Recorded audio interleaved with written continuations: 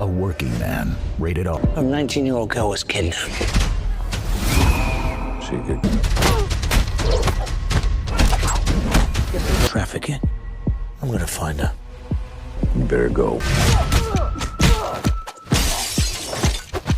She's hunting us. Do you know who you are?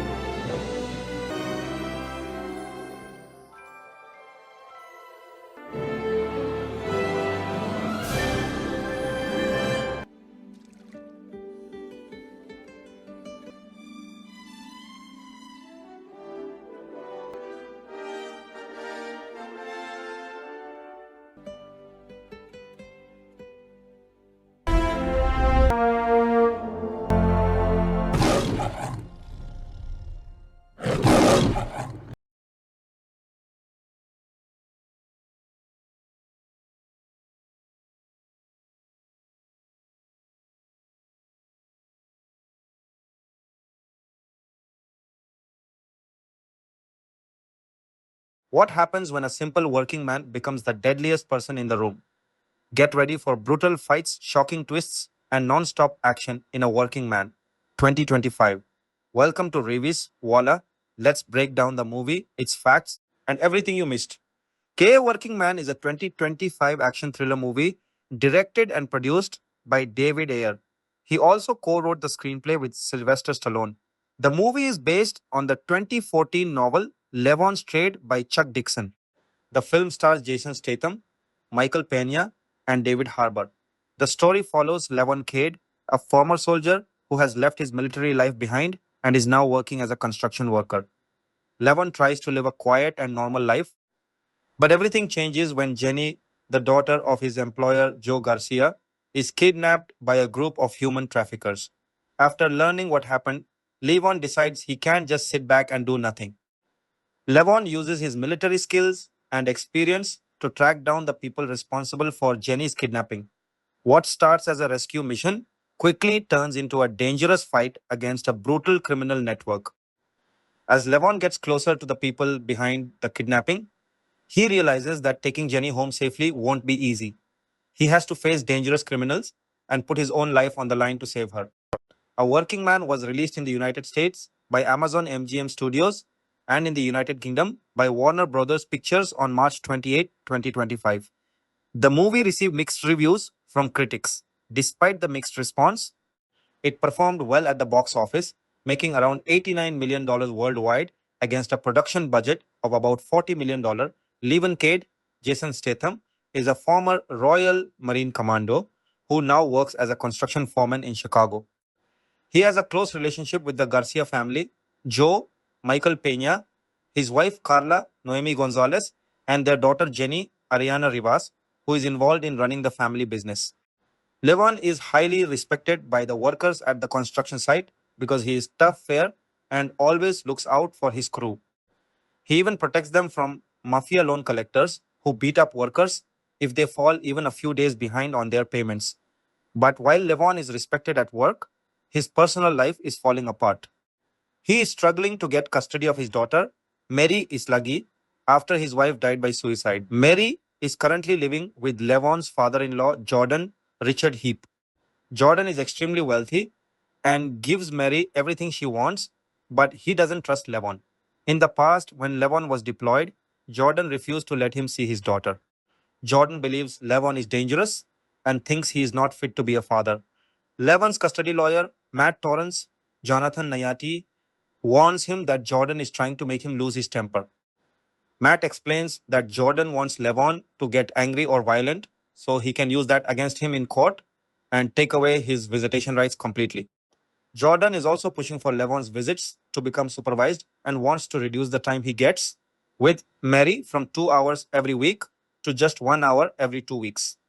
Jordan also blames Levon for his daughter's death one night. Jenny goes out with some friends. While she is out, she is kidnapped by Russian human traffickers Viper, Emmett J. Scanlon, and Artemis, Eve Mauro. Joe and Carla immediately report Jenny missing to the police, but the authorities can't find any useful leads. With no other options, the desperate parents ask Levon for help. They offer him $50,000 plus another $20,000 to cover his expenses if he can find Jenny and bring her home at first. Levon refuses. He doesn't want to go back to the violent life he left behind after serving in the military. He wants to move on and live a normal life. But Levon isn't sure he's making the right choice. So he goes to see his old friend Gunny David Harbour, a blind former Marine raider. Gunny tells Levon that sometimes you have to do what's right even when you don't want to. After thinking it over, Levon agrees to help the Garcia family and bring Jenny home. Levon starts by tracking Jenny's last known location to the bar where she had been hanging out with her friends. He follows the bartender, Johnny David Witts, back to his house and starts questioning him. Before long, two more criminals show up. Levon takes all three men down and kills them. During the interrogation, he discovers that Johnny and the other men are connected to the Bratva, a powerful Russian mafia organization. Their main enforcer is a dangerous man named Simon Karchenko. Simon's top captain, Volo Kolesnik, Jason Flemyng, arrives at the scene and immediately realizes something is wrong. He sends a cleanup crew to get rid of the bodies and remove any evidence. But Volo quickly notices that Johnny and the other two men didn't kill each other, like someone might have tried to make it look. Something else happened. Volo also discovers that $90,000 he had given the men to deliver to Johnny is missing. Levon tracks Volo down to his private estate. He catches him and starts questioning him about Jenny. Levon eventually drowns Volo in his own swimming pool. Before doing it, Levon makes it clear that he isn't after money. He tells Volo that he is not a thief and even returns the money he took from Johnny's apartment. All Levon wants is Jenny. Volo gives him the name Dimi but refuses to provide any more useful information. With Volo refusing to cooperate, Levon is forced to kill him. When Simon learns about everything Levon has been doing, he decides to send his sons Danya, Greg Kolpakchi, and Vanko, Pyotr Witkowski, to hunt Levon down and kill him. Meanwhile, Levon uses some old contacts from the DEA to get inside the criminal organization. He pretends to be a drug dealer so he can get close to Dimi, Maximilian Osinski, Volo's son. Dimi is in charge of the trafficking operation and works closely with a biker gang led by a man named Dutch, Chidi Ajufo. Levon meets Dutch at the bar where the biker gang runs its operation. He pretends to be a serious drug buyer. Dutch doesn't believe Levon's story and orders his men to attack him, but Levon easily beats them all down. After seeing what Levon can do, Dutch changes his attitude and starts treating him with respect. Levon tells Dutch that he wants 4 pounds of a drug called blue glass every month and plans to handle the distribution himself. Dutch agrees to the deal at a price of $5,000 for every half pound. Artemis, who works for Dutch, handles the payment from Levon. At the same time, Artemis and Viper take Jenny to a wealthy client who has paid a huge amount of money for the chance to have her. Jenny refuses to give in and fights back. She bites the client's cheek so badly that his face is covered in blood. Furious, the client throws Jenny, Viper, and Artemis out. Demi is forced to pay the angry client $200,000 because his people failed to deliver what was promised. Demi becomes furious with Viper and Artemis and blames them for not preparing Jenny. He then orders Viper to kill Jenny. Later, Dutch invites Levon to an important meeting with the main suppliers of blue glass. Levon arrives and discovers that Demi is also there. Levon and Demi make a deal for Levon to receive 4 pounds of blue glass every month. Afterward, Levon tracks Johnny and Demi to another bar, but Artemis has been secretly watching Levon using advanced surveillance equipment. She realizes where he is and helps the criminals track him. Donya and Vanko chase Levon, and eventually manage to capture him with the help of two corrupt police officers who are secretly working for the mafia. But they make a huge mistake by underestimating Levon. He kills the men holding him and takes control of the situation. He then crashes the van into a river and escapes. When Simon finds out that both of his sons are dead, he completely loses it. He calls together the other top members of the mafia and demands revenge against the person responsible. Simon later finds Dimi and tells him that his father Volo is also dead. Simon shows Dimi a photo of Levon, and Dimi immediately identifies him as the man behind everything. Simon then digs into Levon's personal life and finds out about his father in law Jordan and his daughter Mary. He sends his men after Jordan. The men tie Jordan up and set his house on fire, planning to kill him. Luckily, Levon arrives in time and saves Jordan from the burning house. Knowing that the mafia will now come after his daughter too, Levon takes Mary to Gunny's place where she can stay safe. Levon then prepares to go after the mafia himself. Meanwhile, Viper and Artemis are ordered by Simon to take Jenny to a remote location and kill her. During the trip, Jenny manages to escape. She runs through a wooded area and is eventually found by two police officers. But Jenny has no idea that the officers are corrupt and are secretly working for the mafia.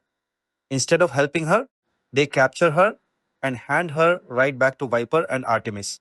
Then Viper receives a call from the wealthy client who wanted Jenny earlier. The man still wants her and offers Viper $1 million to deliver Jenny to his private compound. Viper agrees to the deal. Levon eventually captures Dimi and brutally interrogates him. He forces Dimi to reveal where Jenny is being held. Dimi leads Levon to the compound before Levon executes him. Before dying, Dimi explains how the trafficking operation works. Viper goes to clubs and takes pictures of attractive young women. Dimi then shows those pictures to wealthy clients who choose the girls they want. Dimi calls the whole thing his specialty service. Levon prepares himself for one final attack. He storms the compound and takes on every criminal standing in his way. One by one, he takes them down, including Dutch and his entire biker gang. Eventually, Levon finds Jenny. He kills the wealthy client and Viper, while Jenny manages to fight back against Artemis and strangles her. Simon arrives just as Levon and Jenny are escaping. He watches them drive away and immediately calls for backup. But Simon's own boss orders him to stand down.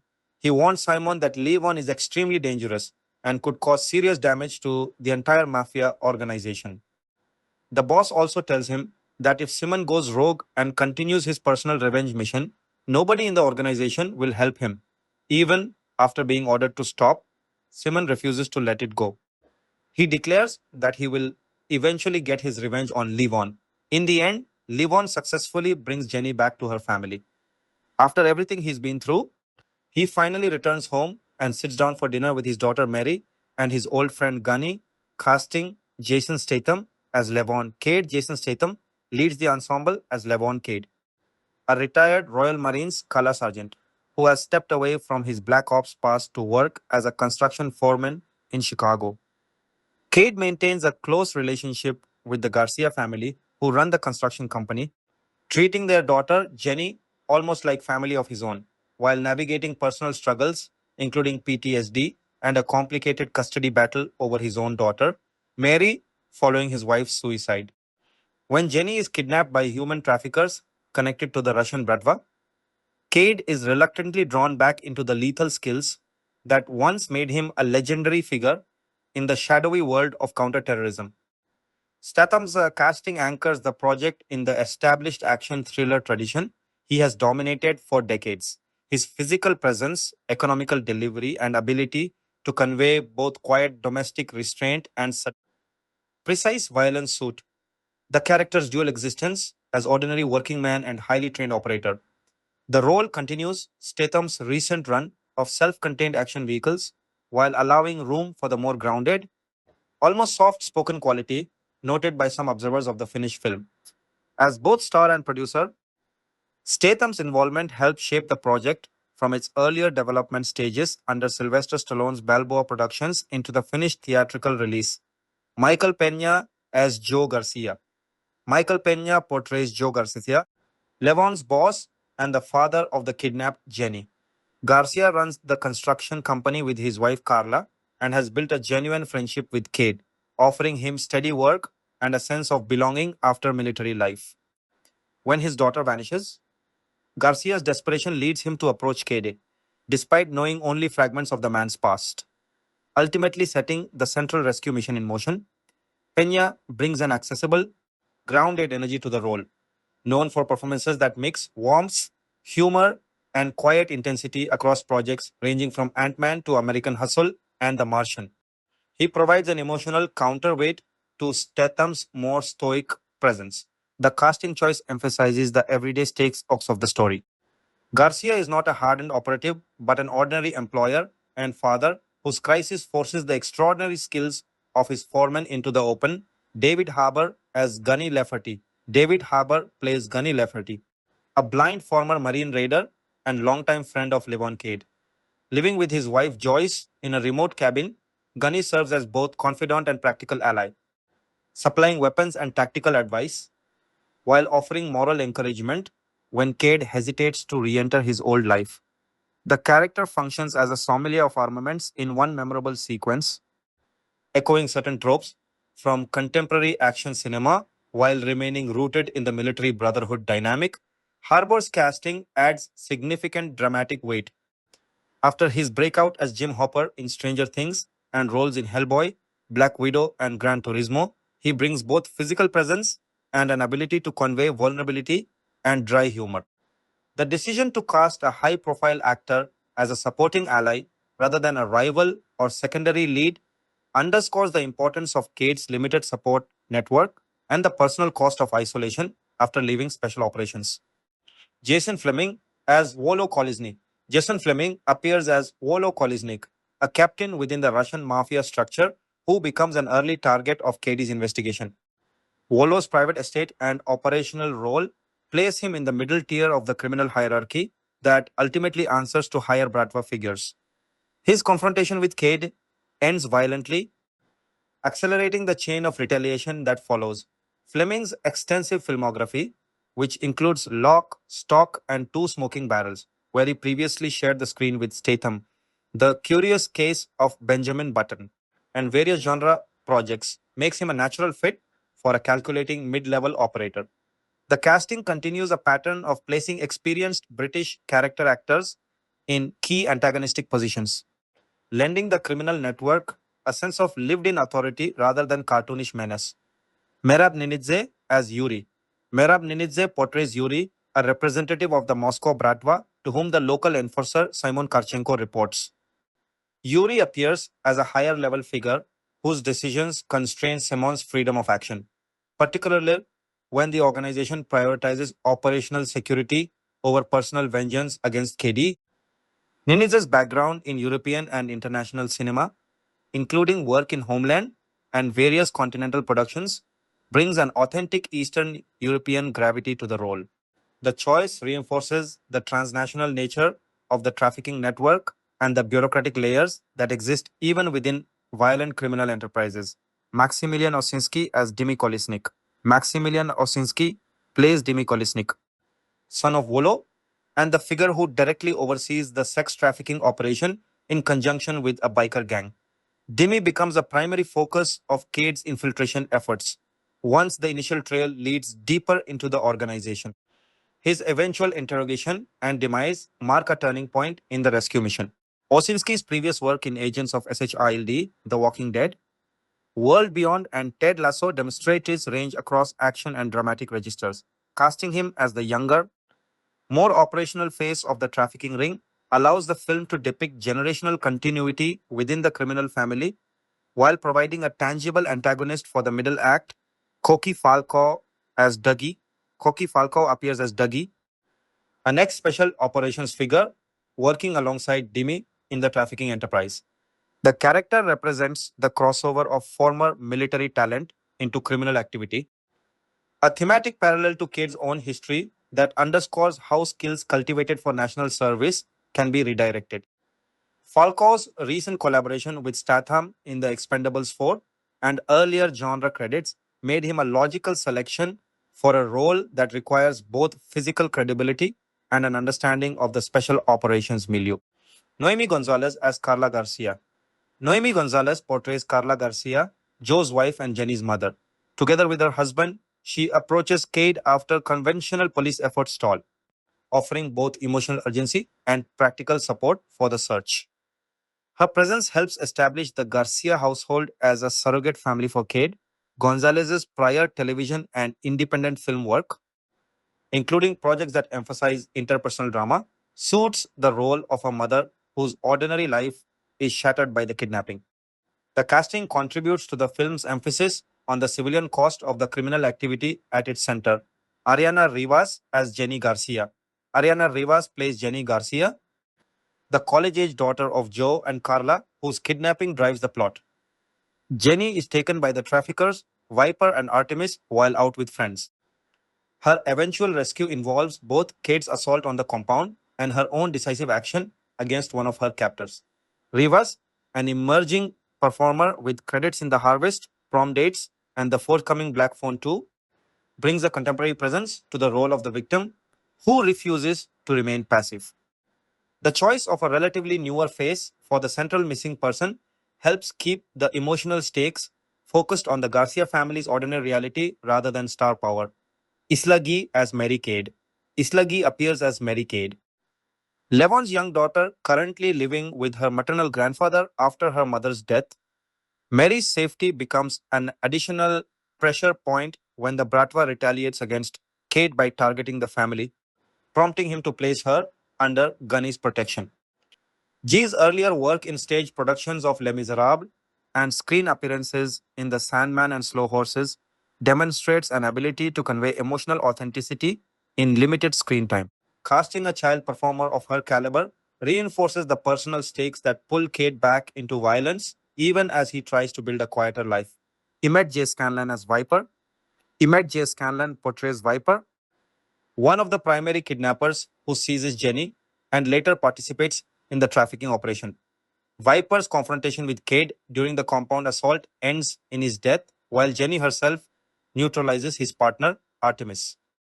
Scanlan's background in British and Irish crime dramas, including Peaky Blinders, Kin, and Fool Me Once, equips him for a role that demands both menace and physical commitment. The casting places an experienced genre actor in a frontline antagonist position that requires credible threat without overshadowing the larger organizational hierarchy. Eve Mauro as Artemis. Eve Mauro plays Artemis, Viper's partner in the kidnapping and a figure involved in surveillance for the trafficking ring. She meets her end at Jenny's hands during the rescue sequence. Mauro's extensive television credits across procedural and genre series provide the necessary screen presence for a supporting antagonist whose role is more functional than deeply psychological. The pairing of Mauro and Scanlon as the initial abductors creates a clear, tangible threat that initiates Cade's investigation. Andrei Kaminsky as Simon Karchenko. Andrei Kaminsky portrays Simon Karchenko, the head enforcer of the local Russian mafia contingent. Simon orchestrates responses to Cade's escalating attacks, including the dispatch of his own sons and later attempts at retaliation against Cade family. Higher Bratva authority ultimately restrains him from pursuing full personal vengeance. Kaminsky's European film and television work lends authenticity to the role of a mid to senior criminal operator caught between operational demands and personal loss. The casting emphasizes the hierarchical constraints that exist even within violent organizations. Greg Kolpakchi as Danya Kharchenko. Greg Kolpakchi appears as Danya Kharchenko, one of Simon's sons sent to eliminate Kade. The character's death, alongside that of his brother, intensifies Simon's determination before higher authority intervenes. Kolpakshi's previous appearances in British productions such as Peaky Blinders and Vera support his placement in a physically demanding supporting antagonist role. Pyotr Witkowski as Vanko Kharchenko. Pyotr Witkowski plays Vanko Kharchenko, Danya's brother and fellow hitman, tasked with killing Cade. Like his sibling, he meets a violent end that fuels Simon's subsequent actions. Witkowski's work in European television and film contributes to the consistent Eastern European texture of the Kharchenko family and the broader Bratva network. Chidi Ajufo as Dutch Chidi Ajufo portrays Dutch, a former army paratrooper. who has become leader of a biker gang allied with Demi's trafficking operation. Dutch and his men provide additional muscle at the compound where Jenny is held. Cade eliminates them during the final assault.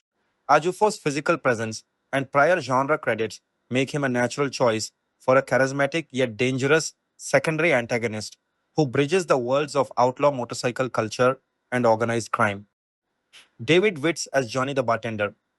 David Witts appears as Johnny the bartender and low level drug dealer who becomes Cade's first significant lead after Jenny's disappearance. Interrogation of Johnny yields information about the Bradva connection and ends in violence when additional thugs intervene. Witz's casting fills an essential early plot function. The ordinary criminal intermediary, whose information opens the door to the larger conspiracy. Richard Heap as Dr. Jordan Roth. Richard Heap plays Jordan Roth, Levon's wealthy, pacifist father in law who has custody of Mary. Their relationship is strained by the circumstances of Cade's wife's death. Roth initially views Cade with hostility. Later, when the Bratva targets Roth's home, Cade intervenes to save him, complicating their dynamic further. Heap's performance supplies the domestic friction that keeps Cade's personal life from becoming purely supportive. The character embodies civilian values that stand in contrast to the violent skills Cade must reactivate. Joanna Delane as Joyce Lafferty. Joanna Delane appears as Joyce Lafferty, Gunny's wife. She provides a quiet domestic presence at the remote cabin where Mary is later sheltered. The role reinforces the small circle of trusted civilians surrounding the former operators. Additional supporting and ensemble roles, Christina Poli appears as Svetlana Kolesnik, contributing to the depiction of the Kolesnik family circle. Ricky Champ and Max Cross play Nestor and Carp, two of Simon's hitmen who expand the sense of the enforcer's operational resources. Kenneth Collard portrays Mr. Boward, sometimes listed as Mr. Broward, a peripheral figure in the civilian or professional world surrounding the Garcias or Cade. Mookie Zubis appears as Sergeant Von Trask and Alexander Brack as Deputy Detweiler, both representing law enforcement or security elements that intersect with the investigation or the criminal cover-up. Wayne Gordon plays Tobias Garrett, Daniel Lund appears as Noel, and Jose Conejo Martin as Listo, filling out additional criminal or peripheral roles. Eddie J. Fernandez appears as Cuervo, while also serving as second unit director, a dual credit that reflects the film's practical action orientation. Jade Coatsworth, Alana Bowden, Leah Walker, and Priyasasha Kumari appear in supporting female roles including Chantel, Nina, Ruby, and Jocelyn, contributing to the texture of the social and criminal environments Cade navigates. Jonathan Niati plays Matt Torrance. Kia Brahm appears as a legal assistant, and Cici Denera portrays Grandma Garcia, further grounding the Garcia family network. Sophie Louise Craig appears as Caroline Dupree, Neil Bishop as Leather Jacket Man, and Tom Vaughan as Dimmy's Club Ringmaster.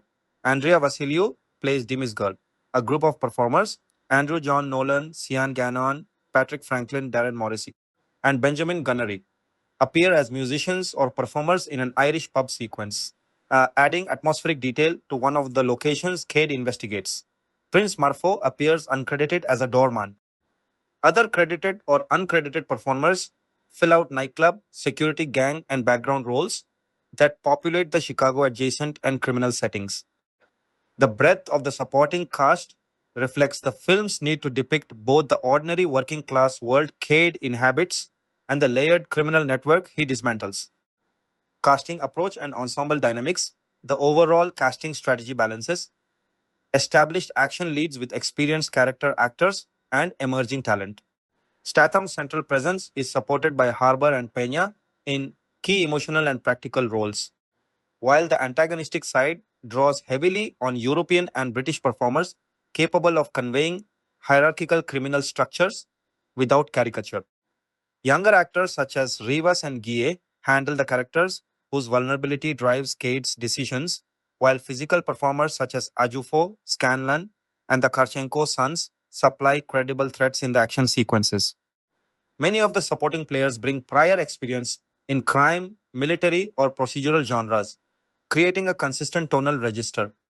The inclusion of actors who have previously worked with Statham or within the broader action ecosystem, Fleming, Falco, and Merab, Ninidze, Ninidze, Ninidze, Ninidze, Ninidze, Ninidze, Ninidze, Ninidze, Ninidze, Ninidze, Ninidze, Ninidze, Ninidze, Ninidze, Ninidze, Ninidze, Ninidze, Ninidze, Fleming, Falco, adds layers of professional familiarity that can translate into efficient on-set collaboration.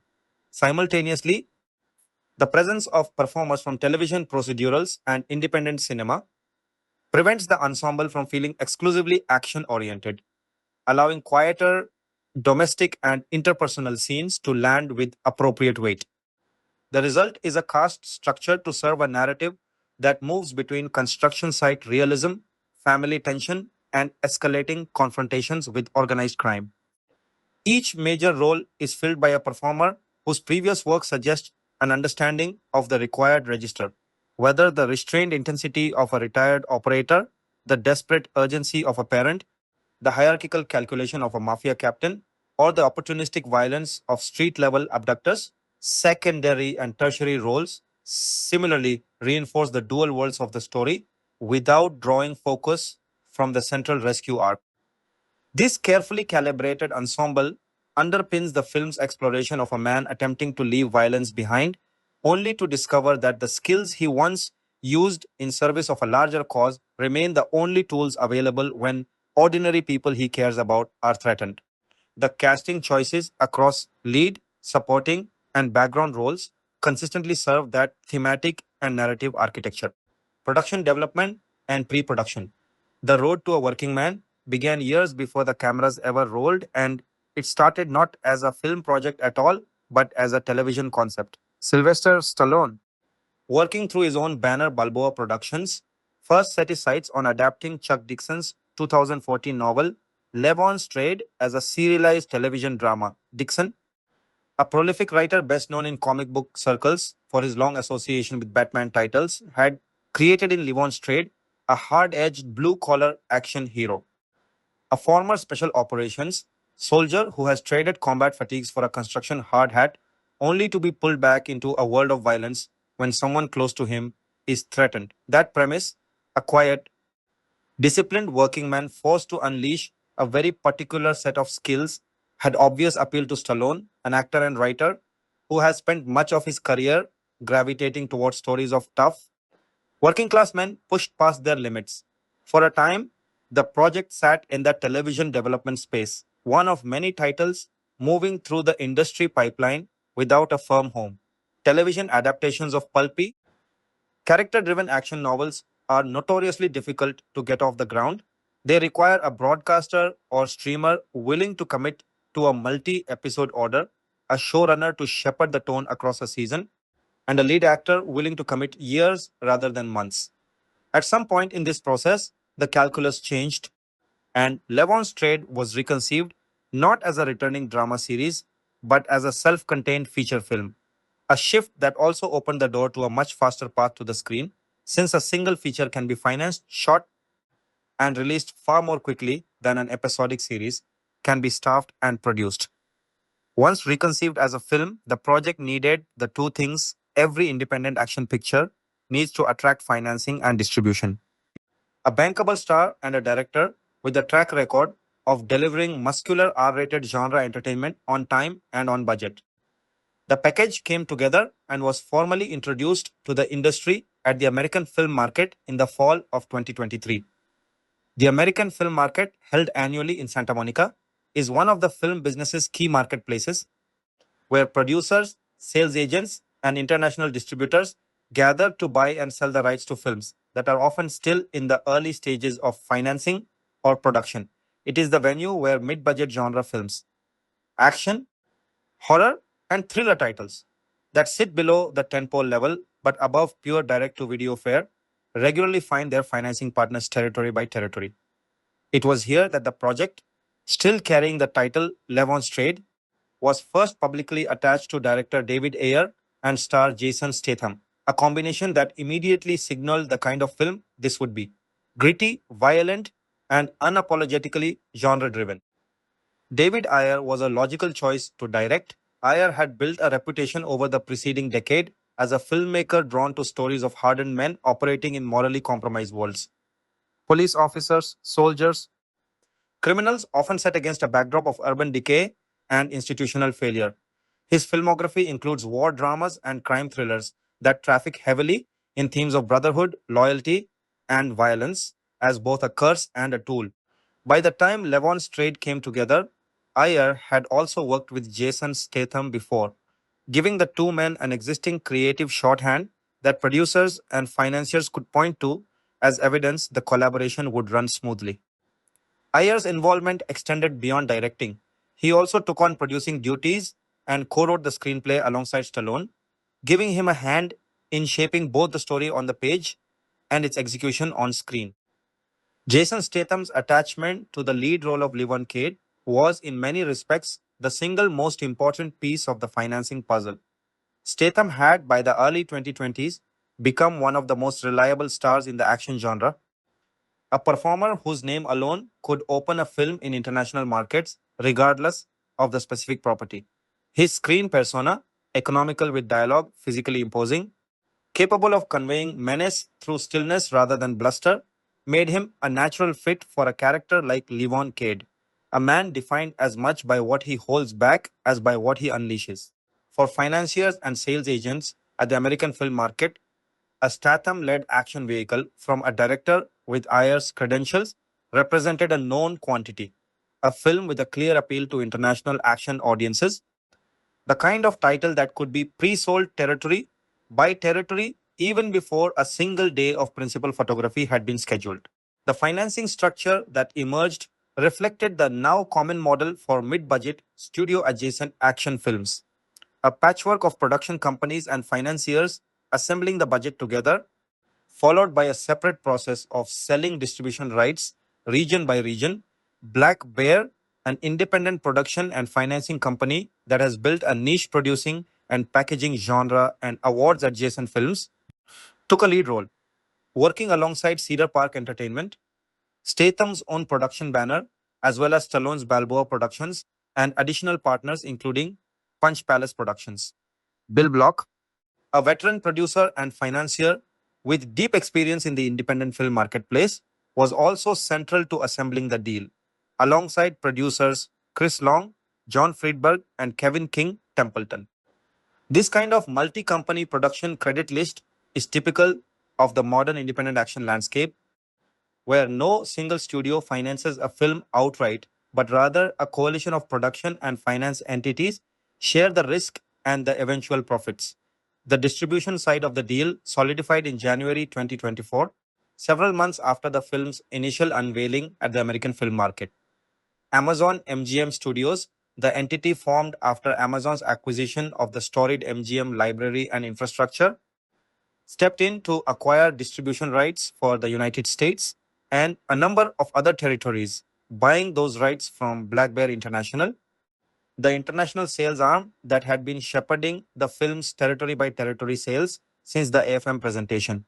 Amazon MGM Studios had, in the years following the MGM acquisition, been actively building out a theatrical release slate looking for exactly this kind of mid budget, star driven genre film to fill out its calendar and give it a consistent presence in cinemas rather than relying solely on streaming premieres. A Statham action vehicle, cheap enough to be profitable without a blockbuster opening weekend, but commercial enough to travel internationally, fit that strategy well. Rights for the United Kingdom ultimately involved Warner Brothers Pictures as well, reflecting the layered multi territory nature of the deal that had begun at the American film market.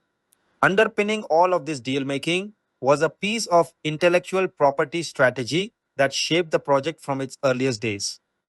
Chuck Dixon did not write Levon's Trade as a standalone novel. The character of Levon Cade exists across multiple books in an ongoing series, meaning that whoever controlled the film rights was not simply adapting one story, but potentially unlocking access to an entire franchise's worth of future installments. This was a significant part of the calculus behind moving the project into development in the first place.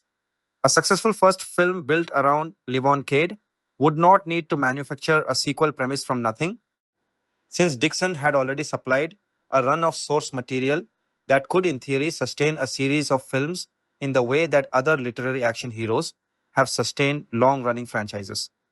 For producers and financiers evaluating the project, this gave the film an additional layer of appeal beyond its qualities as a single standalone action picture, a viable path to a recurring character driven series provided the first entry performed well enough to justify continuing.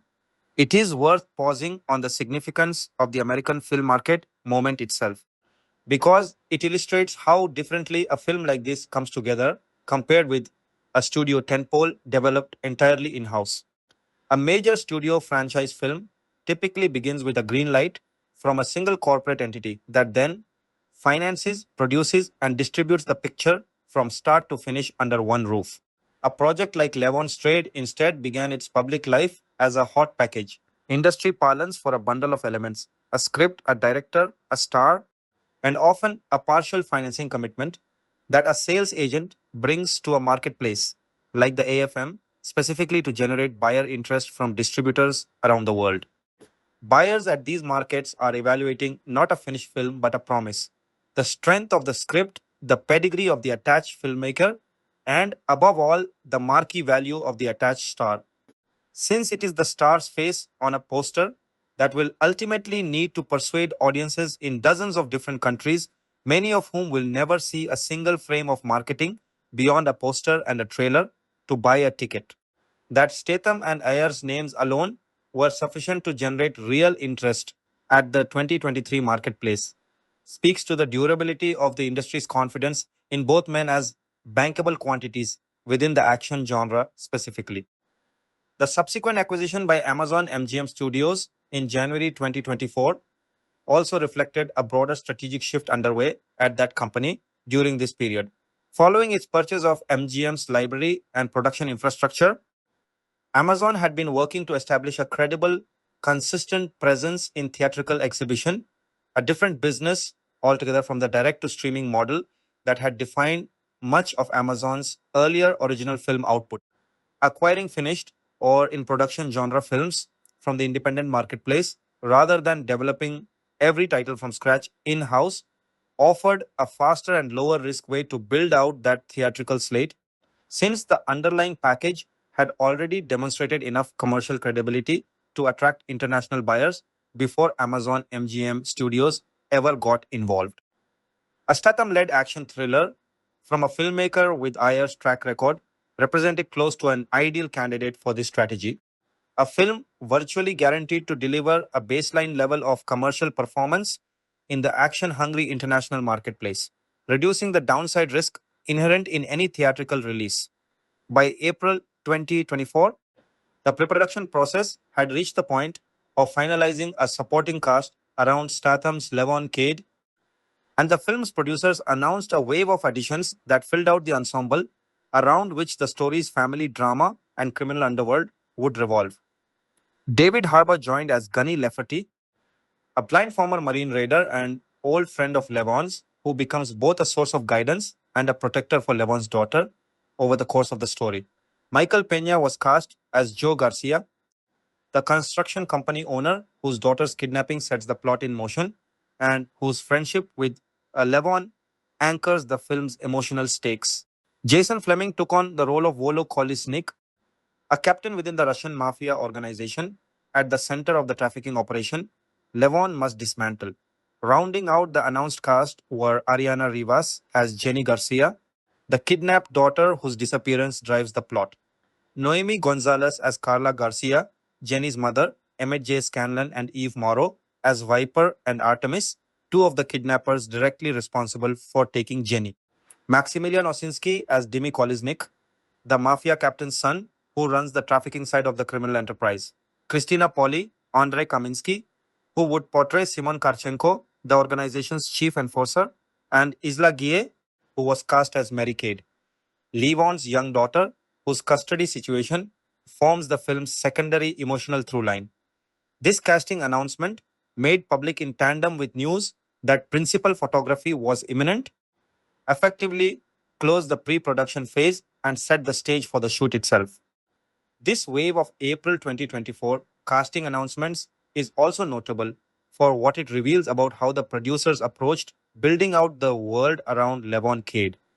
Rather than assembling a cast of interchangeable action movie henchmen, the filmmakers appear to have prioritized filling even relatively minor antagonist roles, hitmen such as Nestor and Carp, played by Ricky Champ and Max Cross respectively, or the biker gang leader Dutch, played by Chidiaju Fo, with performers capable of bringing distinct personality to characters who might, in a lesser production, have functioned purely as anonymous obstacles for the hero to dispatch. This casting philosophy would later be singled out specifically by at least one major critic as one of the film's most successful elements, suggesting that the pre production emphasis on a textured supporting ensemble paid dividends in the finished picture, even where the film's broader critical reception remained mixed. Filming principal photography on the film began in April 2024, with London serving as the production's primary base. Shooting a contemporary American set crime thriller in and around London and the wider United Kingdom is a well established practice in the modern film industry, driven in large part by the country's robust film tax incentive regime, its deep bench of skilled crew, and its network of purpose built sound stages that can be dressed to resemble American urban environments when combined with targeted second unit or establishing footage shot elsewhere. For a production of this budget level, financed through a coalition of independent companies rather than a major studio with unlimited resources, the ability to access UK tax credits while still assembling a full below the line crew of the caliber needed for a physically demanding action film would have been a significant factor in choosing the location. A substantial portion of the shoot took place at Winnish Film Studios, a production facility located in Berkshire to the west of London.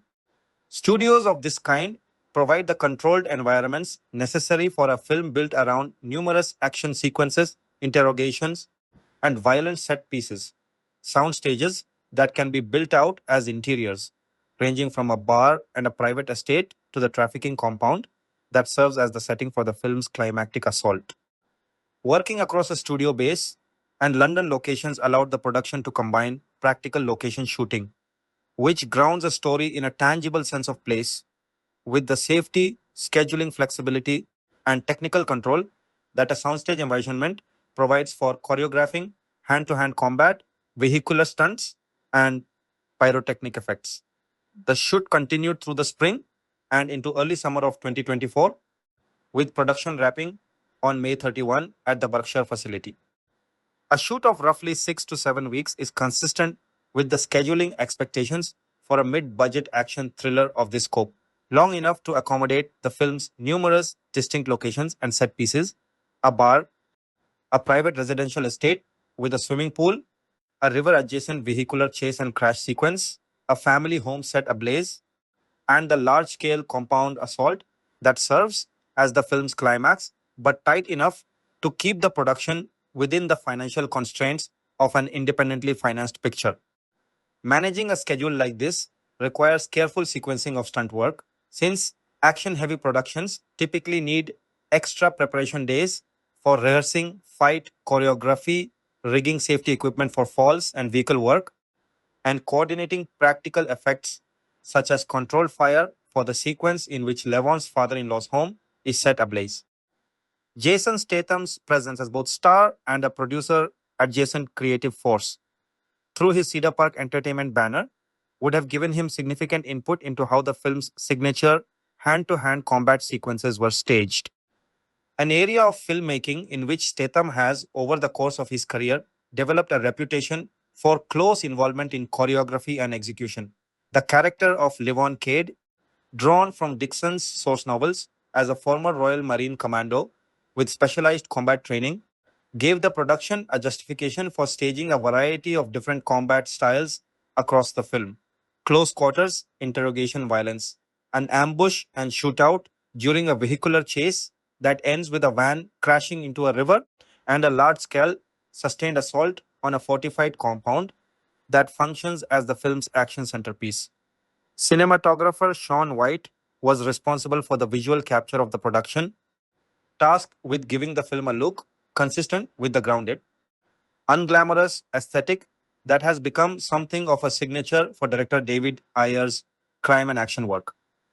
Handheld or tightly controlled camera work during violent confrontations, a muted and naturalistic color palette for the film's Chicago set drama, even though the actual photography took place thousands of miles away in the UK, and a visual approach calibrated to make the film's violence feel weighty and consequential rather than stylized or bloodless, achieving a convincing sense of an American Midwestern city like Chicago while filming primarily around London and in a Berkshire studio complex is a considerable technical and design challenge requiring close coordination between the cinematography department, production design, and location scouting teams to select or construct spaces. The bar, the construction sites, the residential neighborhoods that could pass for the film's nominal setting without extensive and costly digital replacement work. The ensemble cast shooting schedule would have been organized around Statham's presence in nearly every sequence, given the character of Levon Cade's near total centrality to the plot. Almost every major scene in the film's narrative, from the initial refusal to get involved through the escalating string of interrogations and confrontations with the Bratva's hierarchy to the extraction of Jenny from the trafficking compound, follows Levon directly. Supporting players such as David Harbour, whose character Gunny Lafferty is written as blind, would have required specific physical performance choices and camera blocking considerations to convincingly portray a character navigating his environment without sight. A performance detail that reviewers would later single out as one of the film's more memorable dramatic touches.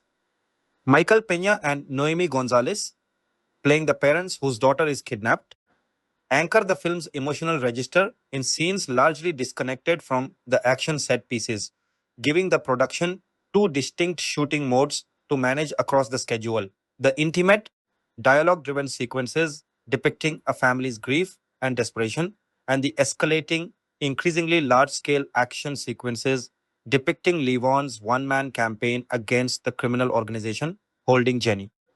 The film's antagonist hierarchy, the Bratva enforcer Simon Kharchenko, played by Andrei Kaminsky, his captain Volo Kolisnik, played by Jason Flemyng, Volo's son Dimi, played by Maximilian Oshinsky, and the Moscow-based Bratva representative Yuri, played by Merab Ninidze, required the production to stage a network of interconnected but geographically separated confrontations from Volo's private estate, site of the pool drowning interrogation, to the compound where Jenny is ultimately held.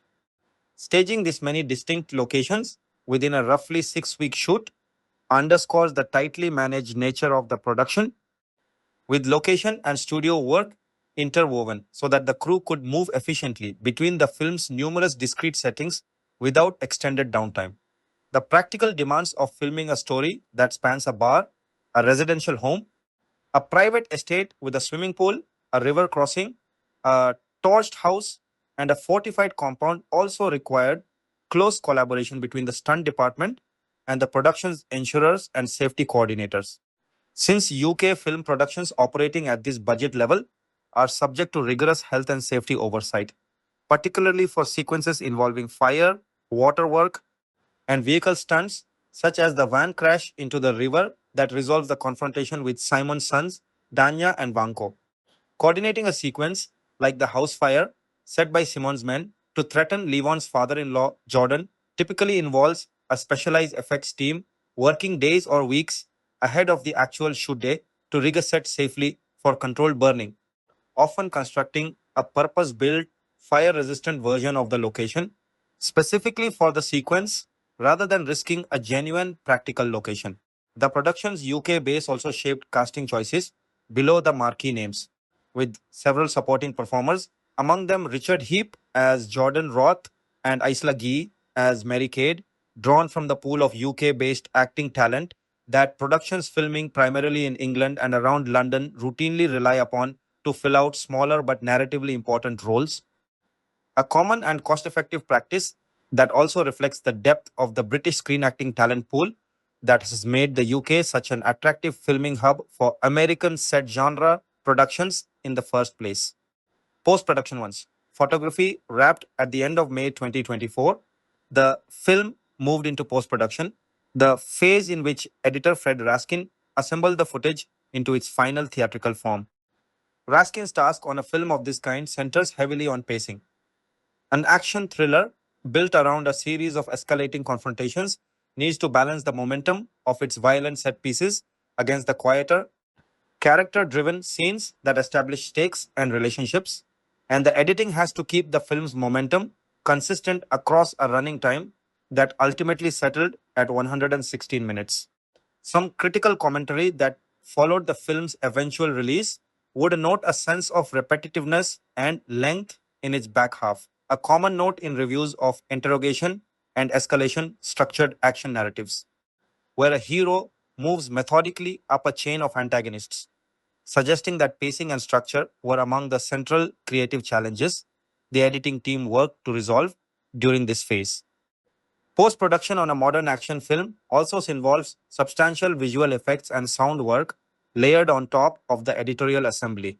Although A Working Man is by genre design, a grounded and practically driven action film rather than one reliant on large scale digital spectacle, its violent content, gunfights, a character's neck being broken, a drowning, a house fire, and an extended compound assault with numerous combatants would have required a combination of practical stunt and effects work captured on set, supplemented in post production by digital cleanup, muzzle flash and blood effect enhancement, and other targeted visual effects touches used to heighten and safely realize the violence depicted on screen. Sound design and mixing would similarly have played an outsized role in a film so heavily built around physical combat, gunfire, and a climactic siege. Since the visceral impact of hand to hand fight choreography in particular depends enormously on the layering of impact sound effects during the final mix. The post production period also encompassed the process of finalizing the film's release strategy, and it was during this stage, several months after shooting had wrapped, that the project underwent one of its more significant late stage changes, a shift in title. The film had been publicly known throughout its development and production as Levon's Trade, directly reflecting the title of Chuck Dixon's source novel. In December 2024, with the film moving toward its theatrical bow, the producers and distributors announced that the title had been changed to A Working Man, alongside confirmation of a new release date. Retitling a completed film late in post production is not unusual in the industry. Distributors frequently test titles with audiences and exhibitors in the run up to release and will change a title that testing suggests is less commercially resonant or less immediately legible to a general audience than an alternative. A Working Man trades the specificity of a character's surname, meaningful to readers of Dixon's novels but opaque to the broader public, for a title that immediately communicates the film's central irony: an ordinary laborer who turns out to be anything but ordinary once pushed into action. This kind of title, evocative of the everyman turned lethal professional trope that has powered numerous entries in the modern action genre, was almost certainly judged to have stronger marketing value for a wide theatrical release than the more esoteric Lafond's Trade, beyond the title change itself. The post production window between the film's wrap in May 2024 and its eventual March 2025 release date, a gap of roughly 10 months, represents a fairly standard turnaround for a film of this scope and genre. That window needed to accommodate not just picture editing, visual effects work, sound design, scoring, and color grading, but also the logistical work of preparing the film for its multi territory release, including the technical mastering required for its 4DX, Dolby Cinema, and D-Box premium format engagements, each of which involves distinct additional post production passes beyond the standard theatrical digital cinema package. 4DX presentations in particular require a specialized post production process in which a separate technical team times and programs the formats motion, wind, water, scent, and lighting effects to match specific beats in the finished picture, a process that can only begin once picture and sound are essentially locked. Similarly, Dolby Cinema engagements require a dedicated Dolby Vision color grading pass and a full Dolby Atmos object-based sound mix distinct from the film's standard theatrical mix, adding further specialized post-production steps to the schedule ahead of the film's release date. The shift of the release date itself from the January 2025 date announced back in April 2024 to the eventual March 28, 2025 date confirmed alongside the title change likely reflects ordinary scheduling and marketing considerations of the kind that regularly reshuffle studio release calendars In the months before a film's debut, distributors routinely adjust dates in response to shifting competitive landscapes, marketing campaign timelines, or simply the pace at which post production work is completed to a satisfactory finish standard. Music, the film's original score, was composed by Jared Michael Fry, whose work provided the musical backbone for the picture's blend of intimate family drama and hard edged action set pieces. A score for a film of this type typically needs to serve two distinct dramatic registers: a more restrained, melancholic musical vocabulary for the film's scenes of familial loss and longing, Levon's grief over his late wife, his strained relationship with his father in law, and his desire to reconnect with his daughter, and a harder driving propulsive musical language for the escalating action sequences from the early bar confrontation through the extended assault on the trafficking compound that closes out the film. Composing for an action thriller anchored by a lead performer known for physically expressive. Close quarters combat requires a score that can heighten tension without overwhelming the sound design of the fight choreography itself. Since much of the visceral impact of hand to hand combat in a film like this comes from the interplay of Foley, impact sound, and music rather than music alone. Fry's scoring work would have needed to support director David Ayer's grounded, unglamorous visual approach, avoiding an overly bombastic or synthetic action movie sound in favor of something that reinforces the film's blue collar, hard boiled tone, consistent with the character of Levon Cade as written in Dixon's source material. A disciplined former soldier whose violence is methodical rather than showy, beyond the original score, films of this genre and budget level frequently supplement their soundtracks with licensed source music used diegetically within scenes. For instance, music that might play within the bar setting where Levon first begins tracking Jenny's disappearance, helping to establish atmosphere and location without relying solely on the original score. While the film's Wikipedia documentation does not itemize a full soundtrack listing, the general structure of the film's most prominent scenes, a bar sequence, a private estate, a biker gang's compound, suggests opportunities for this kind of scene setting source music, working alongside Fry's original compositions to build out the film's overall sonic identity. The scoring process for a film like this typically runs in parallel with the later stages of picture editing, since a composer needs a reasonably lock cut of the film in order to write music that matches the exact rhythm and duration of individual scenes and action beats. Fry would have worked closely with director David Ayer and editor Fred Raskin during this period, screening successive cuts of the film and refining musical themes for its central relationships, particularly the bond between Levon and his daughter Mary, and the found family dynamic between Levon, Gunny, and Gunny's wife Joyce, so that the score's more tender, restrained passages could pay off emotionally by the time the film reaches its closing dinner table scene, in which Levon returns home to marry Gunny and Joyce after rescuing Jenny. Scoring the film's action set pieces, meanwhile, would have required Fry to build a musical identity distinct enough to carry the film's numerous escalating confrontations.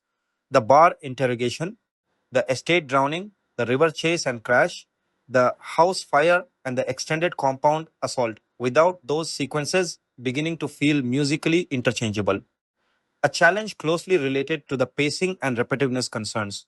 Some critics would later raise about the film's structure as a whole.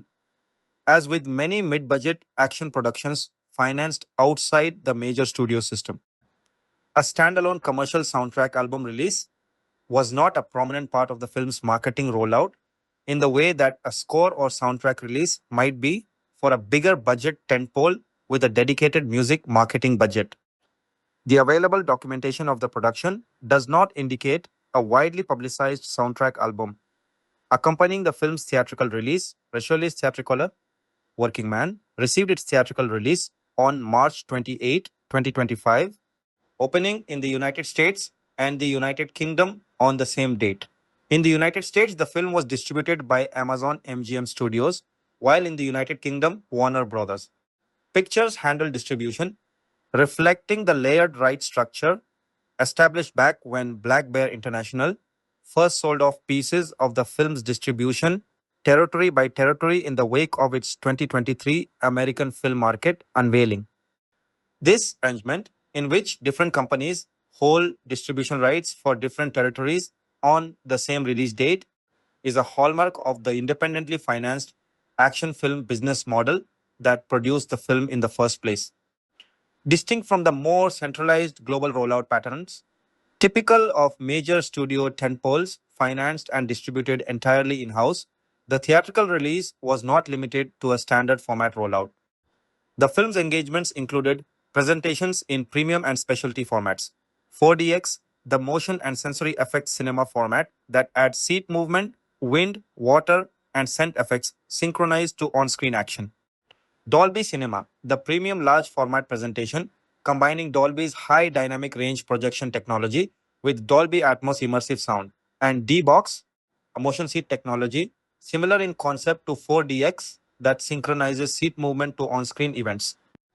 The inclusion of these premium format engagements signals that the distributor viewed the film's abundant physical action content, its fight sequences, its vehicular chase and crash, and its climactic siege as well suited to formats designed specifically to heighten the sensory experience of large scale action filmmaking, an exhibition strategy increasingly common for genre films seeking to differentiate the theatrical experience from home viewing and thereby justify a trip to the cinema. The release date itself had shifted over the course of the film's journey to screens. As of the April 2024 casting announcement, made just as principal photography was getting underway, the film had been slated for a United States release on January 17, 2025. That early year date would have placed the film in a comparatively quiet post holiday, pre award season stretch of the release calendar, a period sometimes used by studios for genre and action fare that does not require the marketing push of the crowded summer or holiday corridors. By the time the title change to A Working Man was announced in December 2024, however, the release date had moved to March 28, 2025, pushing the film roughly 10 weeks later into the calendar and repositioning it within the busier early spring theatrical corridor. That early spring corridor turned out to be a genuinely crowded one. On its opening weekend, A Working Man found itself released alongside three other films: The Woman in the Yard, a horror title, The Penguin Lessons, a drama, and Death of a Unicorn, a horror comedy. A four-way opening of new wide releases spanning multiple genres is a fairly typical configuration for a late March weekend. A period of the calendar that sits between the more heavily trafficked blockbuster corridors and tends to draw a mix of counter-programmed genre titles appealing to different audience segments: horror fans, drama audiences, and action audiences, respectively. Industry trackers projected ahead of the weekend that A Working Man would open in the range of $10 million to $12 million domestically, playing across roughly 3,262 theaters. A wide mainstream release pattern consistent with the film position as an accessible mass audience genre offering rather than a specialty or platform release. The film's actual opening weekend performance modestly exceeded those pre release projections. It earned approximately $6 million on its first day of release, a figure that included roughly $1. 1 million generated from Thursday night preview screenings. The now standard practice of opening wide releases to ticket sales the evening before the official Friday opening in order to capture eager early audiences and generate word of mouth and box office tracking data ahead of the weekend proper. Over the full 3 day opening weekend, the film went on to gross approximately $15.5 million, a result that placed it in the top position at the domestic box office for that particular weekend. A notable achievement in a busy four new release weekend, and one that outperformed the pre release tracking estimates by a meaningful margin. The film's box office trajectory in its second weekend illustrated the front loaded performance pattern common to action genre releases that depend heavily on an established fan base turning out in the film's first days rather than sustaining momentum through broad word of mouth over subsequent weeks. In its second weekend, the film's domestic gross fell to approximately $7.3 million, a drop of 53% from its opening weekend total. A steep decline. though not unusual for genre action films of this budget tier, which often see the majority of their committed audience turn out in the first weekend before attendance falls away more quickly than it might for films driven by more sustained critical buzz or awards consideration. That second weekend result was enough to place the film in second position at the domestic box office, behind the debut of a Minecraft movie. A newcomer whose event film status and built in franchise audience made it the dominant new release of that particular weekend and effectively ended a working man's run at the top of the chart after a single week. Home media title information regarding the film's specific home media release plans, formats, and dates is limited within the available documentation of the production. What can be said with confidence is that the film's distribution structure, with Amazon MGM Studios controlling United States rights and Warner Bros. Pictures handling United Kingdom distribution, positioned it within release ecosystems where both companies maintain established pipelines for moving theatrical titles into subsequent home viewing windows, whether through premium video on demand, digital purchase and rental platforms, physical media releases, or eventual integration into the studio's respective streaming services. Amazon MGM Studios, operating under the umbrella of a company that also runs one of the major subscription streaming and digital rental platforms, has a particular structural advantage in moving its theatrical releases into a owned and operated home viewing environment relatively efficiently compared to distributors without an equivalent in-house platform. For a mid-budget action title that opened at the top of the domestic box office before falling off in its second weekend, a pattern indicating a front-loaded theatrical run driven by devoted genre fans rather than one sustained by broad crossover appeal, a relatively standard theatrical window to home release timeline would typically follow, allowing the studio to maximize theatrical revenue during the film's strongest weeks before shifting marketing and consumer attention toward digital and streaming availability. The film's broader financial performance, discussed further below, suggests a release that, while profitable, was always likely to find much of its long term audience through home viewing and streaming consumption in the months following its theatrical run. Consistent with the way mid budget action films in this star driven mold have increasingly come to build their commercial afterlife in the current theatrical marketplace. This pattern has become especially pronounced for the specific corner of the action genre that a working man occupies.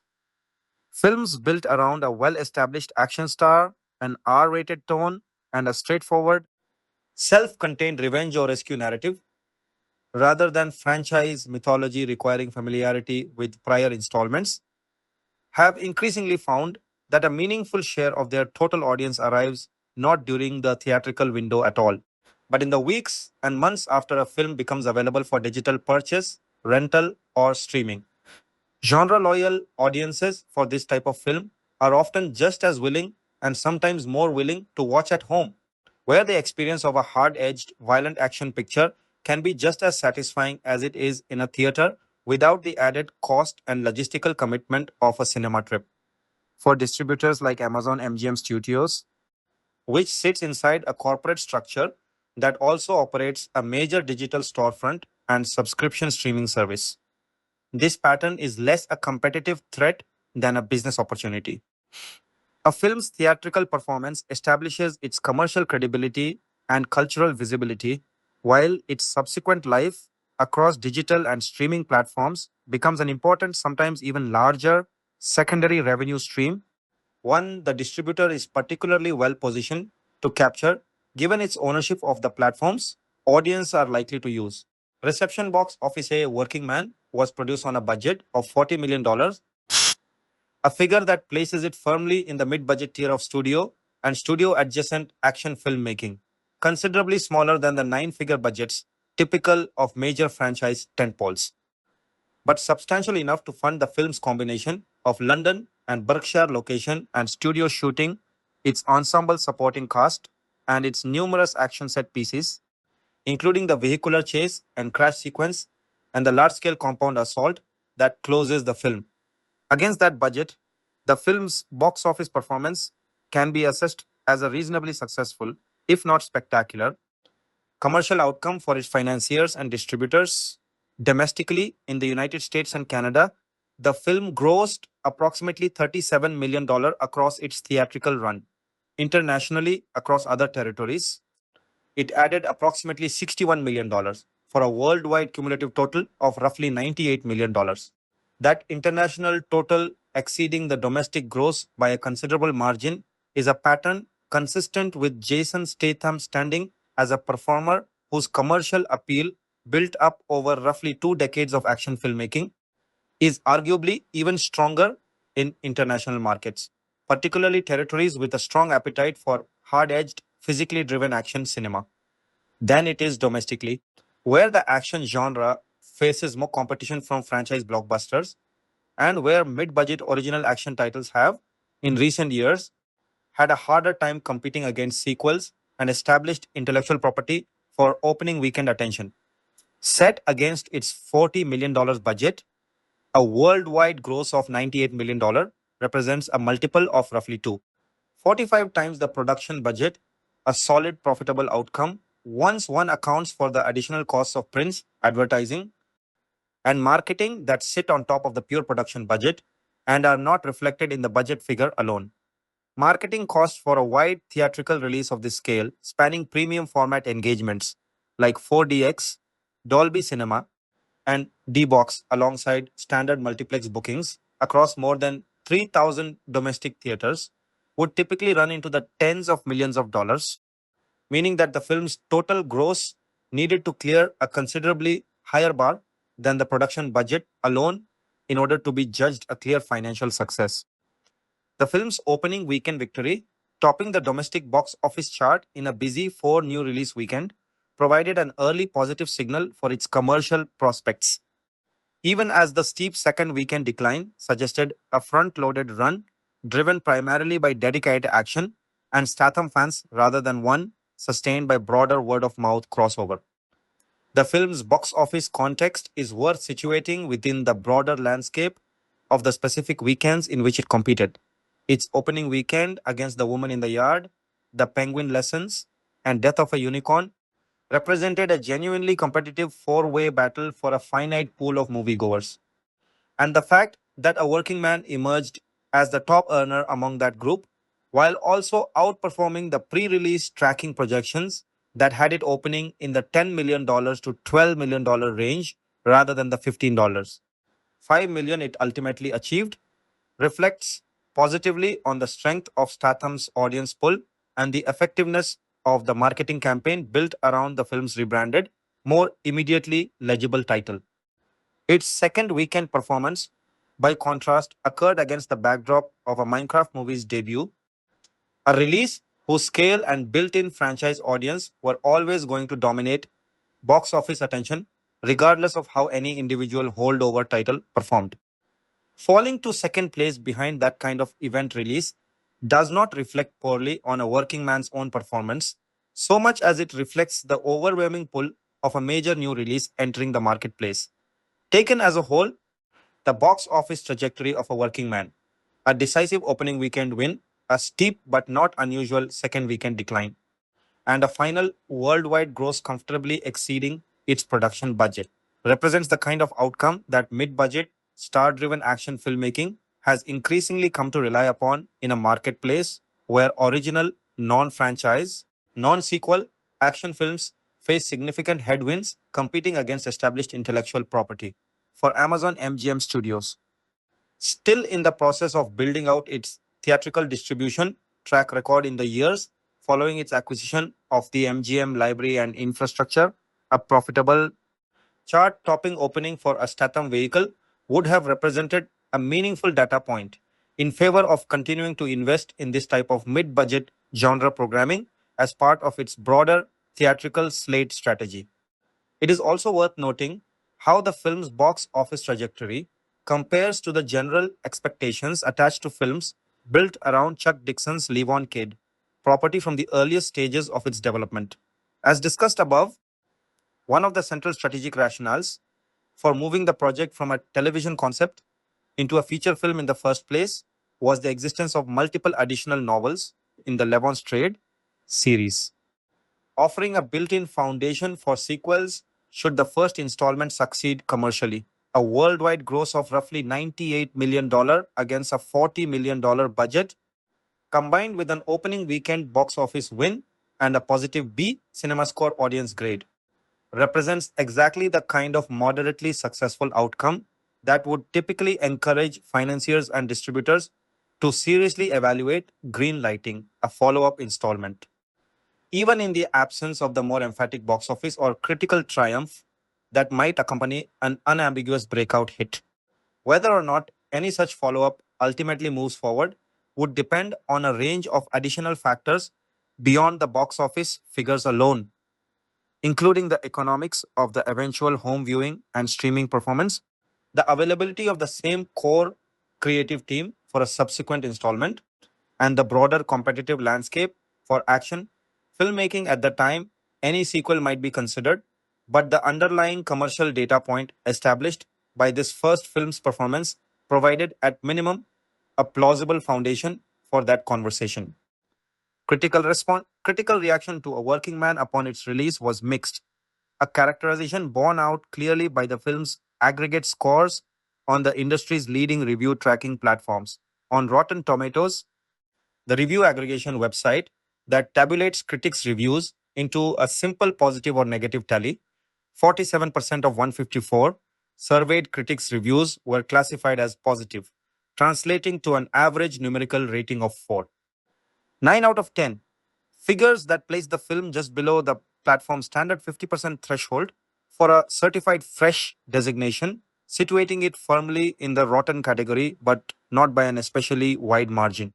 A sample size of 154 critics is itself worth noting, as it reflects a genuinely wide swath of the working film critic community weighing in on the release, a reviewer count more typical of a high profile wide release than of a smaller specialty or limited release, underscoring the film's positioning as a mainstream, broadly marketed theatrical title rather than a niche genre curiosity. With that many critics weighing in, a 47% positive share indicates a critical community that was genuinely split down the middle on the film's merits, rather than one that leaned decisively in either direction. And it is this near even split, rather than any lopsided consensus, that produced the mixed characterization applied to the film across both major aggregators. The site's aggregated critical consensus characterized the film as an efficient action picture that satisfies the core expectations of a Jason Statham vehicle in terms of pure genre mechanics, while offering comparatively little in the way of distinctive personality, suggesting a film that critics broadly regarded as competent and functional, rather than either a genuine standout or an outright failure within its genre. On Metacritic, which aggregates critics' reviews using a weighted average methodology that assigns different levels of influence to different publications rather than treating all reviews as equally weighted. The film received a score of 52 out of 100 based on 31 critics, a figure that Metacritic's own classification system labels as indicating mixed or average reviews. This score is broadly consistent with the Rotten Tomatoes figures. A film that inspired a genuinely divided critical response, with a meaningful contingent of positive notices offset by an equally meaningful contingent of negative or lukewarm ones, rather than critics converging on either strong acclaim or broad dismissal. The distinction between Rotten Tomatoes' simple positive or negative binary methodology and Metacritic's weighted average 100-point scale is itself instructive when evaluating a film with a reception profile like this one.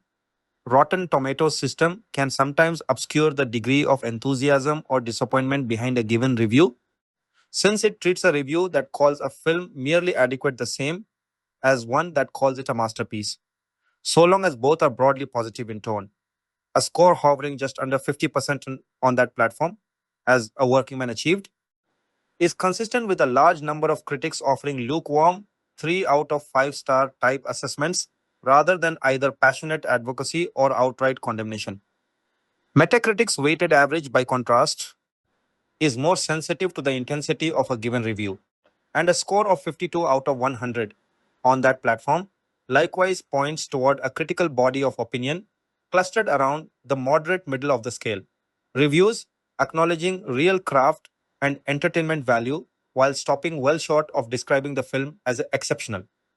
Audience reaction as measured through CinemaScore, the market research firm that surveys opening night moviegoers as they exit theaters and assigns films a letter grade based on that immediate audience response, was somewhat warmer than the critical consensus, with polled audiences awarding the film an average grade of B on the firm's A plus to F scale. A B grade from CinemaScore generally indicates a solidly positive, if not enthusiastic, reception among the specific self selected population of opening weekend ticket buyers, a group that for a film like this would have been disproportionately composed of committed action and Statham fans already inclined to enjoy the kind of film being offered.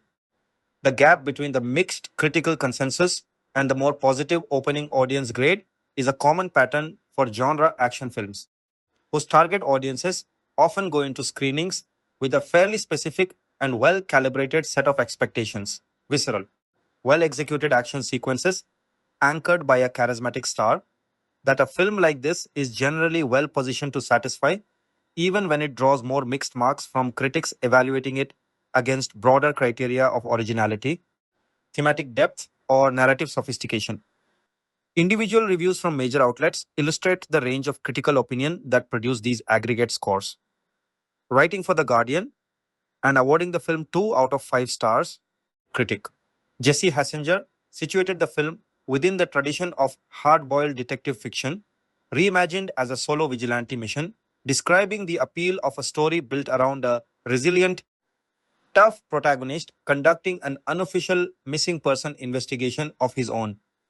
Hassinger's review suggested, however, that the filmmakers were less interested in patiently building out that investigative, mystery inflected side of the story than in delivering visceral physical confrontation. Index equals 1 1, noting that the film prioritizes what he termed skull smashery over skullduggery, and concluded that, judged purely as an action film, it fell short of the standard set by the strongest entries in Statham's filmography.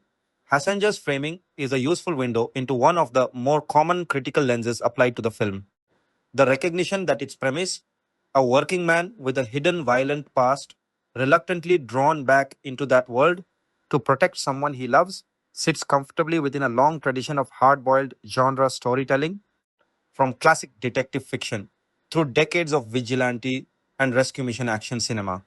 Reviewers working from that frame of reference tended to evaluate the film less on the novelty of its premise, which they generally recognized as familiar territory, and more on the specific craft with which that familiar premise was executed, the quality of the fight choreography, the conviction of the performances, and the film's ability to generate genuine tension despite audiences broadly knowing, given the genre's conventions and Statham's screen persona, that Levon Cade would ultimately prevail.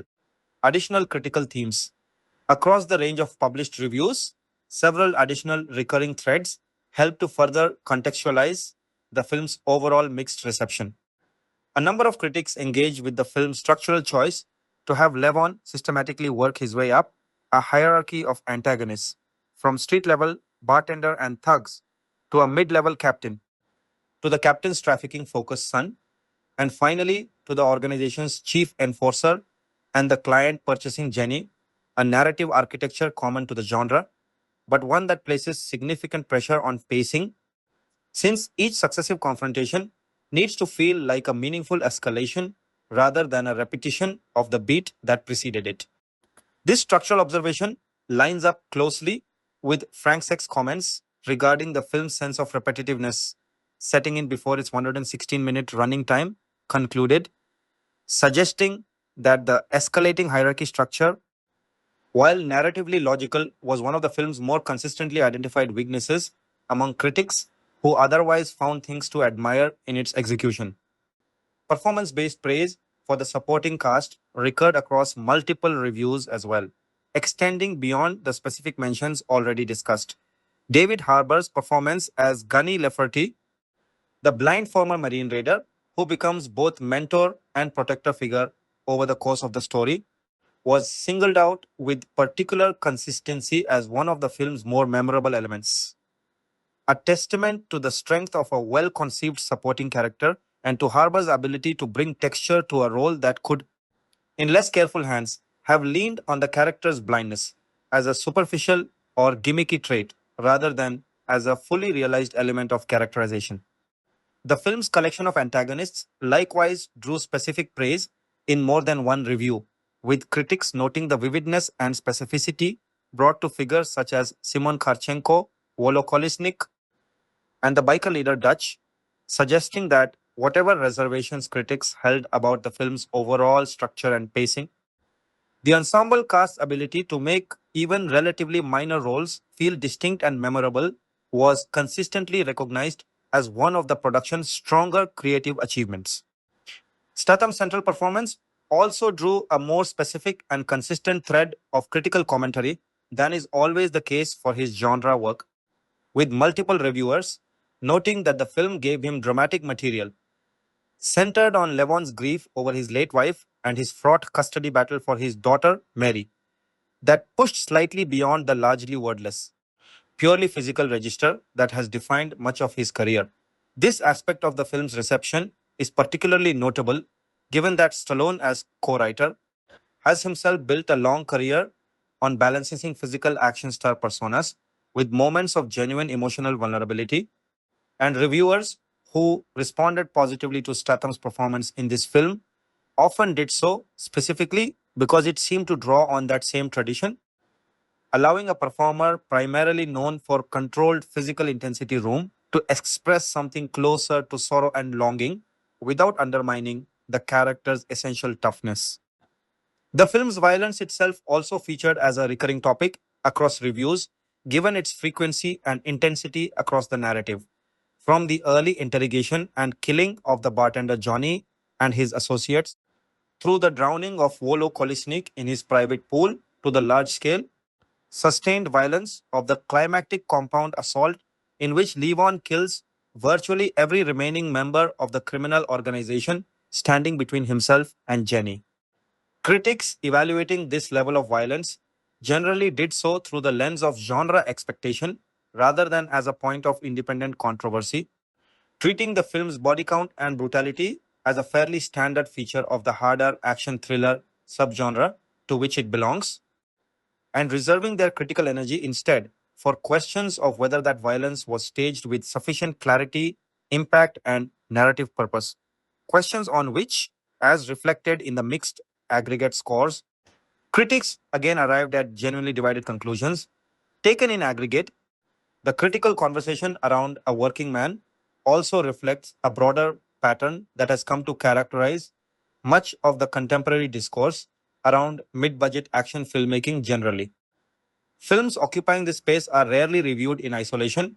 Critics routinely evaluate them against the backdrop of the specific star's broader body of work and against the wider genre's recent output, using comparative language, describing a film as delivering the expected meat and potatoes of the genre, for instance, that implicitly measures the picture not against the full range of American cinema, but against the more specific standard set by other films of its type. This comparative frame explains why a film can simultaneously be judged, competently made, reasonably entertaining, and yet still land on the unfavorable side of the fresh and rotten divide. Critics assessing genre entertainment on its own terms are often making a finer grained distinction between good enough and distinctive, and a working man's aggregate scores suggest that a plurality, though not quite a majority, of critics ultimately placed it in the former category rather than the latter. That comparative framing extended specifically to assessments of where the film sits relative to Jason Statham's broader filmography, an actor whose decades long run of genre pictures has itself become something of an implicit critical benchmark against which each new entry is measured. Reviewers weighing A Working Man against that established body of work generally arrived at a consistent verdict. A film solidly within the expected range of quality for a Statham vehicle, delivering the essential pleasure audiences have come to expect from his work in the genre. Physical intensity, a clear and satisfying narrative through line built around protecting the vulnerable, and a lead performance built on economy and restraint, while stopping short of the specific highs that some of the strongest films in his career have achieved. This framing, appearing across multiple reviews in slightly different language, helps explain how a film could open at the top of the domestic box office and earn a positive BD cinema score from its opening weekend audience while simultaneously registering as mixed or rotten on the industry's principal critical aggregators. The film succeeded reliably at the specific narrower task most of its intended audience actually wanted it to perform, even as it failed to distinguish itself in the eyes of critics evaluating it against a broader and more demanding set of criteria. Frank Scheck, reviewing the film for The Hollywood Reporter, offered a response that leaned somewhat more favorably toward the film's craft, while still registering clear reservations about its length and pacing. Scheck singled out the ensemble's performances for praise, highlighting David Harbour's work in particular as a standout element of the cast. At the same time, Scheck's review flagged the film's nearly 2 hour running time as a liability, describing a sense of repetitiveness that set in relatively early and persisted across the picture, a criticism that echoes the broader pacing challenges inherent in the film's structure, which methodically escalates through a chain of confrontations with successive members of the criminal organization's hierarchy. Scheck did, however, credit the film with a number of enjoyable, eccentric touches that he attributed to Stallone's influence as co writer, noting that these moments brought a vein of subtle humor to a film that could otherwise have played as unrelentingly grim. David Ehrlich, writing for IndieWire, offered a review that, while ultimately characterizing the film as underwhelming on the whole, found considerable value in specific elements of the production, particularly its supporting cast. Ehrlich praised the colorful energy brought to the film by performers, including Andrei Kaminsky, Max Kroos, and Chidi Ajufo, as well as by Ariana Rivas in the role of the kidnapped Jenny Garcia. Notably, Ehrlich's review also engaged directly with Jason Statham's central performance, describing it as intriguing precisely because it works somewhat against the actor's well established type. Cite index equals 1-1. Ehrlich observed that Statham's performance carried a quality of softness that audiences rarely get the chance to see from him. Cite a comment that speaks to the film's attempt, largely rooted in the character's grief over his late wife and his strained fight for custody of his daughter, to give Statham dramatic material beyond the stoic, purely physical action hero register that has defined much of his career. Taken together, these three representative reviews sketch out the contours of the broader mixed critical response reflected in the film's Rotten Tomatoes and Metacritic scores. Across the reviews, several consistent threads emerge. General acknowledgement that the film delivers competently on the core promise of a Jason Statham action vehicle, with well executed physical confrontation and a star performance that critics found more textured than some of his more straightforwardly stoic past roles. Specific praise for elements of the supporting cast, with David Harbour's performance as the blind former Marine raider Gunny Lafferty singled out with particular consistency, alongside recognition of colorful, memorable work from several of the film's antagonists, and a recurring critical concern regarding the film's length and structural repetitiveness, with multiple reviewers noting that its methodical, escalating confrontation narrative structure, in which Levon works his way up a hierarchy of criminal figures toward the story's ultimate resolution, began to feel repetitive well before the film's 116-minute running time concluded. This critical profile is broadly consistent with patterns observed across much of the contemporary action genre occupied by mid budget, star driven vehicles of this kind. Films that rarely achieve broad critical acclaim or awards recognition, but that frequently satisfy genre audiences on the specific terms those audiences bring to the theater, resulting in the kind of gap between mixed critical aggregate scores and more positive opening audience cinema score grades observed here. The film's reception, in that sense, situates it comfortably within, rather than as an outlier from, the broader critical and commercial pattern established across Jason Statham's body of work in the modern action genre. an assessment that several reviewers made explicit through direct comparison to the actor's other films, generally judging A Working Man a solid, if unremarkable, entry in that filmography rather than either a career highlight or a significant disappointment. The combination of a certified rotten but not deeply negative Rotten Tomatoes score, a Metacritic designation of mixed or average reviews, and a positive B cinema score from opening weekend audiences paints a coherent overall picture of A Working Man's critical and audience reception. A film that critics found competently made but somewhat unremarkable and overlong, populated by a supporting cast that drew consistent individual praise even amid more lukewarm assessments of the film as a whole, anchored by a lead performance from Jason Statham that multiple reviewers found more dramatically interesting than his typical genre work, and ultimately delivered to an audience of genre fans who, based on the available cinema score data, came away from the theatrical experience with a solidly positive impression, regardless of how the broader critical establishment ultimately scored the film.